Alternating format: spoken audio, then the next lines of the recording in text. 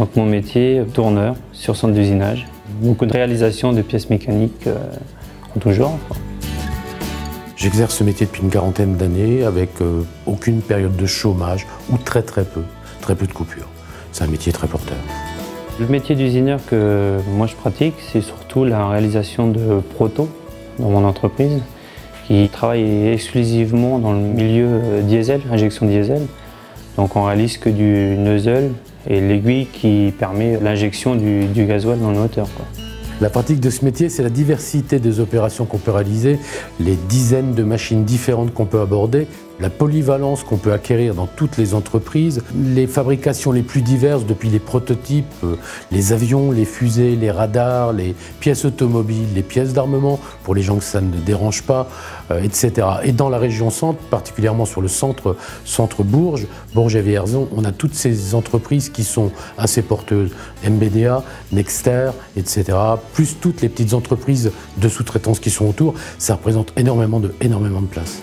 Alors mon parcours, en fait, j'ai commencé par un CAP, un BEP à l'époque de tourneur-fraiseur, avec une spécification plus tourneur sur commande numérique. Et puis c'est vrai que j'ai commencé en entreprise quasiment tout de suite.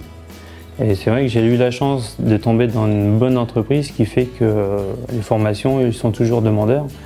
Donc j'avais continué par une VAE, une quinzaine d'années après. Puis là, je rattaque un CQPM de technicien d'usinage pour pouvoir évoluer dans la boîte. Je suis passé par un lycée technique, qui est le lycée Henri Brisson, qui était un des plus grands lycées professionnels de la région centre.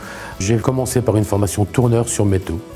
Ensuite, un BEP mécanicien-monteur qui a été transformé par la suite en BEP reçu, puis un bac pro d'usineur qui m'a conduit à acquérir les capacités que j'ai actuellement sur commande numérique et centre d'usinage.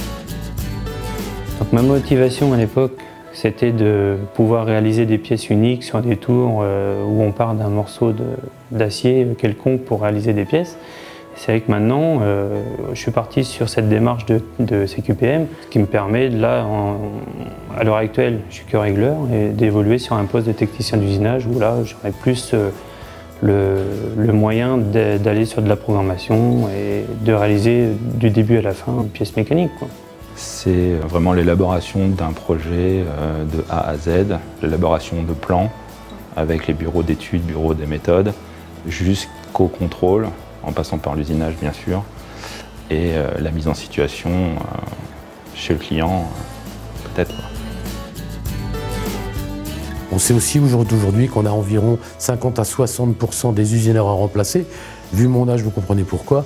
Donc voilà, il faut place aux jeunes et puis place au recrutement et puis on recrute tout le monde. Voilà.